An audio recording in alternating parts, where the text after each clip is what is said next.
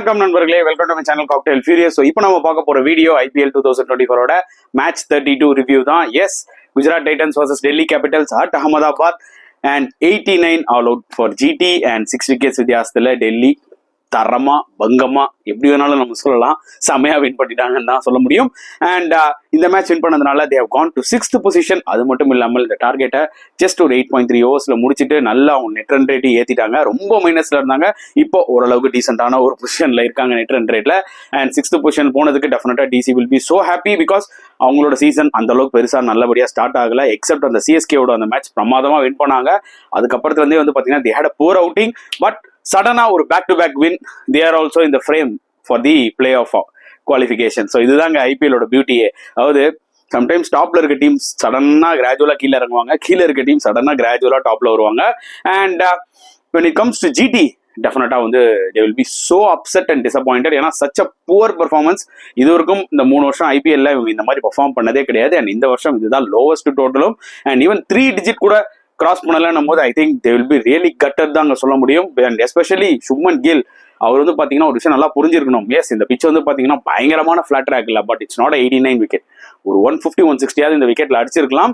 And Rishabh Pant toss win பண்ணி bowling எடுத்தாரு. That's understandable. ஏன்னா செகண்ட் ஹாஃப்ல டியூ வர வாய்ப்புகள் இருக்கு.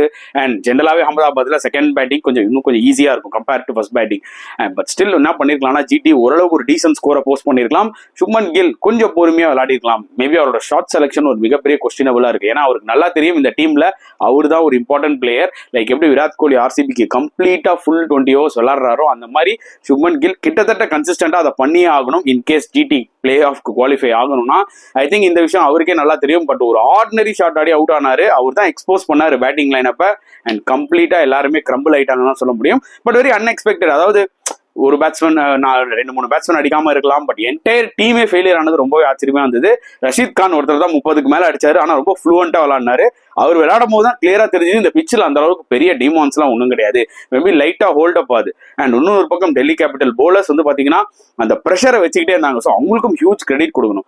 எல்லாருமே சூப்பரா போட்டாங்க. So pick of the bowler எடுத்தோம்னா முகேஷ் குமார் 3 விக்கெட்ஸ் எடுத்தாரு. ஸோ கண்டிப்பா அதை அப்ரிஷியேட் பண்ணி ஆகணும். ஈவன் ட்ரிஸ்டன் ஸ்டெப்ஸ் ஒரு விக்கெட் கீப்பர், அவர் வந்து ஆஃப் ஸ்பின் போட்டாரு. ஓகேங்களா, அவர் ஓவர்ல 2 விக்கெட் விட்டதெல்லாம் கிரைமுங்க. ஏன்னா அந்த அளவுக்கு த்ரெட்டனிங்கா அவர் இல்லை, தூக்கி போட்டுட்டு இருந்தாரு. அண்ட் அபிஷேக் மனோகர், ஷாருக் கான் இவங்களுக்குலாம் வந்து பாத்தீங்கன்னா ஒரு ஹியூஜ் சப்போர்ட். எல்லாருமே வந்து பாத்தீங்கன்னா லைக் விஜய் சங்கர் ஃபெயிலியர் ஆகும்போது இந்த பிளேயர்ஸ்க்குலாம் ஆப்பர்ச்சுனிட்டி கொடுங்கன்னு நம்ம எல்லாரும் சொல்லிட்டு இருந்தோம்.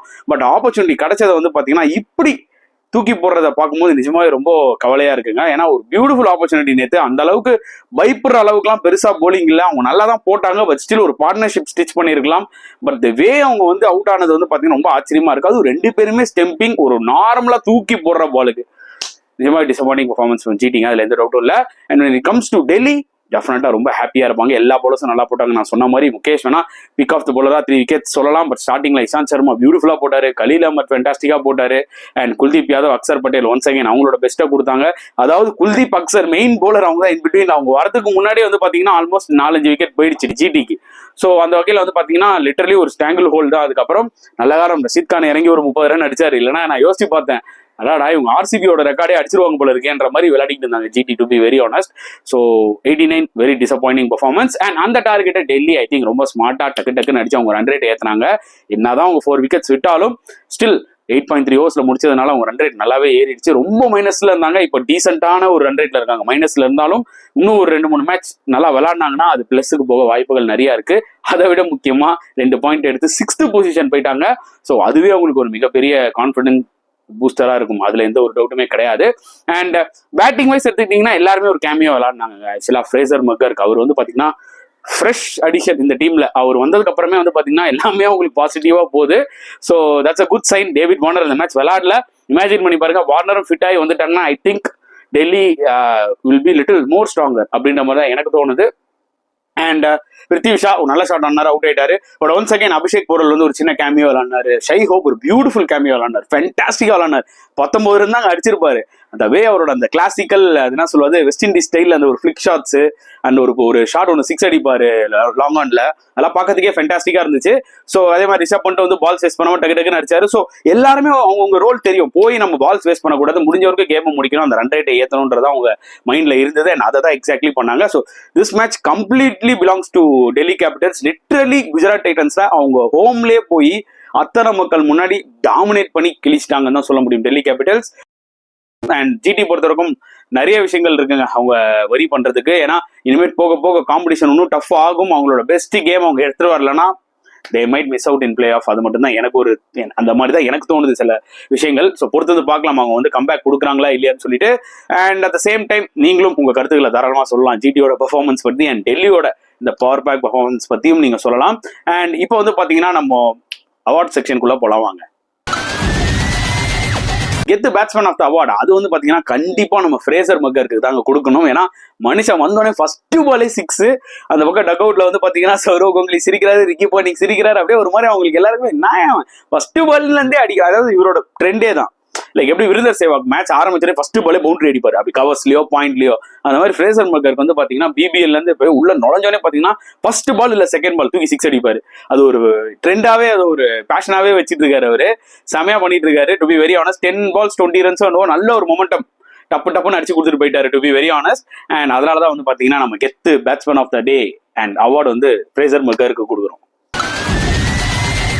கெத்து பவுலர் ஆஃப் த டே அப்படி நம்ம எடுத்துக்கிட்டோம்னா கண்டிப்பா we have to give to Mukesh Kumar. ஏன்னா எல்லாருமே டெல்லி பவுலர்ஸ் நல்லா போட்டாங்க, அதுல எந்த ஒரு டவுட்டும் இல்லை. பட் அவர் இன்னும் சூப்பரா போட்டு 3 wickets எடுத்தாரு. And definitely Mukesh Kumar T20 World Cup ஸ்குவாட்ல அந்த ஒரு டாப் 5 bowlers அந்த 3வது பொசிஷனுக்குன்னு சொல்லி அந்த லைன்ல நின்னா கண்டிப்பா அவர் வந்து ஒரு 3வது இடத்துலயாவது இருப்பாரு. இன்னும் ஒரு கன்சிஸ்டன்ட் பெர்ஃபார்மன்ஸ் அவர் கொடுத்துட்டே இருந்தாருன்னா டெஃபினட்டா அவரையும் கன்சிடர் பண்ணலாம். ஏன்னா 3rd spot நிஜமாவே ஓப்பனா இருக்கு ஆக்சுவலா அந்த வேர்ல்ட் T20 ஸ்குவாட்ல இந்தியாக்காக. ஸோ பொறுத்து வந்து பார்க்கலாம் whether Mukesh Kumar can break and get in to that world cup T20 squad. But அதுக்கு முன்னாடி அவருக்கு நிறைய வேலைகள் இருக்கு. இன்னுமே நல்லா பெர்ஃபார்ம் பண்ணி டெல்லியை பிளே ஆஃப் கொண்டு வரணும். பட் இந்த மேட்ச் பொறுத்தவரைக்கும் சூப்பரா போட்டாரு. அதனாலதான் அவருக்கு வந்து பாத்தீங்கன்னா கெத்து பவுலர் ஆஃப் த அவார்ட் கொடுக்குறோம். ஆல்ரவுண்டர் ஆஃப் த மேட்ச் அப்படின்னு கேட்டா நான் கண்டிப்பா ரிஷப் பண்ட் கொடுப்பாங்க. எஸ், ஒரு விக்கெட் கீப்பருக்கு தரேன். பிகாஸ் கேப்டன்ஷிப் நல்லா பண்ணாரு, கீப்பிங் சூப்பரா பண்ணாரு, ஸ்டெம்பிங்கா இருக்கட்டும் இல்ல வாட் எவர் சூப்பரா டெரிஃபிக்கா பண்ணிட்டு இருந்தாரு. அண்ட் பேட்டிங்ல வந்து லாஸ்டா டக்குன்னு ஒரு 2 4 ஒரு 6 ஒன்று அடிச்சாரு. ஸோ அவரோட கான்ட்ரிபியூஷன் ரொம்ப இமென்ஸா இருந்துச்சு இந்த மேட்ச்ல டெஃபினட்டா. ஸோ ஓவராலாவே ஒரு ஆல்ரவுண்ட் பெர்ஃபார்மன்ஸா நான் பார்த்த மாதிரி இருந்தது. ஆஸ் அ கேப்டனாவும் சரி, ஆஸ் அ விக்கெட் கீப்பராகவும் சரி, ஆஸ் அ பேட்ஸ்மேனாவும் லாஸ்டா வந்து கேமை முடிச்சதும் சரி. ஸோ அதனாலதான் வந்து பாத்தீங்கன்னா ஆல்ரவுண்ட் ஆஃப் த மேட்ச் அந்த அவார்டு வந்து கண்டிப்பா ரிஷப் பண்ட்டுக்கு தான் கொடுக்கும். Ultimate fielder of the match இந்த வாட்டி நான் விக்கெட் கீப்பர் கொடுக்க போறேன். இதுவும் ரிஷப் பண்ணிட்டு தான். எஸ்பெஷலி அந்த ஸ்டம்பிங்ஸா இருக்கட்டும் அதெல்லாம் வந்து பாத்தீங்கன்னா செம்மையா பண்ணாரு. ரொம்ப விஜிலண்டா இருந்தாரு கீப்பிங்ல. சில கேட்ச் எடுத்ததாகவும் இருக்கட்டும், அந்த லோ கேப் கேட்ச் ஒன்று எடுத்தாரு, சரியான கேட்சுங்க, அது சான்ஸே கிடையாது. And at the same time ஒரு கேட்ச் வந்து பாத்தீங்கன்னா பவுன்ஸ் ஆயிடும், பட் அதையும் நல்லா கெப் பண்ணுவாரு. அதுதான் எனக்கு ரொம்ப பிடிச்சிருந்தது அவரோட கீப்பிங்ல. ஸோ ஆப்வியஸ்லி இது அல்டிமேட் ஃபீல்டர் ஆஃப் த மேட்சும் வந்து பாத்தீங்கன்னா ரிஷப் பண்ட் தான். சொதப்பல் ஆஃப் த மேட்ச் ஆப்வியஸ்லி ஜிடியோட பேட்ஸ்மேன்ஸ். அப்படி ஒரு சொதப்பல், ஒருத்தரா 2 பேரா? ரஷீத் கான் வேணா நீங்க விட்டுருங்க, மிச்சருக்க 10 பேட்ஸ்மேன் கூட விட்டுருங்க, போலரை கூட விட்டுருங்க. ஏன்னா அவங்க என்ன பண்ணாங்க, அந்த top 6 had a very poor outing. So அவங்க தான் வந்து பாத்தீங்கன்னா அந்த சொதப்பல் ஆஃப் த மேட்ச், அவங்களுக்கு தான் அந்த அவார்டை தூக்கி கொடுக்கணும். Turning point of the match நான் ஏற்கனவே சொன்ன மாதிரி சுப்மன் கில் விக்கெட் தாங்க. ஏன்னா அவர் தான் கீ பிளேயரே இந்த டீம்ல. he has to stay at least he has to get 50 or 60 runs, at least ஒரு டீசென்ட் ஸ்கோர் அடிப்பாங்க ஜிடி. அவரு குயிக்கா அவுட் ஆயிட்டாருன்னா, அதுவும் எஸ்பெஷலி நேத்து மேட்ச்ல அந்த கண்டிஷன்ஸ்ல சுப்மன் கில் சீக்கிரம் அவுட் ஆனதுனாலதான் வந்து பாத்தீங்கன்னா மற்ற பேட்ஸ்மேன்ஸ் எல்லாமே எக்ஸ்போஸ் ஆனாங்க. ஸோ எனக்கு தெரிஞ்சு சுப்மன் கில்லோட விக்கெட் ரொம்ப crucial. At the same time to some extent நான் வந்து சாய் சுதர்ஷனோட ரன் அவுட்டும் சொல்லுவேன். ஏன்னா Sai Sudharsan was looking good. ஓகேங்களா, அந்த டைம்ல அப்படி ஒரு சிங்கிள் எடுக்கணும்னு அவசியமே இல்லை. ஸோ எனக்கு தெரிஞ்சு கில்லோட wicket to some extent Sai சுதர்ஷனோட அந்த ரன் அவுட் அது வந்து பாத்தீங்கன்னா கேம் சேஞ்சிங் பாயிண்டா இருந்திருக்கும். ஸோ கைஸ், அவார்ட் செக்ஷன் எல்லாம் பார்த்துருப்பீங்க. ஐ திங்க் உங்களுக்கு பிடிச்சிருக்கும்னு நினைக்கிறேன். இல்லைனா உங்களோட கருத்துக்களை தாராளமா கமெண்ட் செக்ஷன்ல போடுங்க. அட் த சேம் டைம் இந்த வீடியோ பிடிச்சிருந்தா லைக் பண்ணுங்க, ஷேர் பண்ணுங்க, முடிஞ்சா சப்ஸ்கிரைப் பண்ணுங்க. ஸோ நெக்ஸ்ட் வீடியோல பார்க்கலாம் ஃப்ரெண்ட்ஸ். அண்டில் தென் பாய்.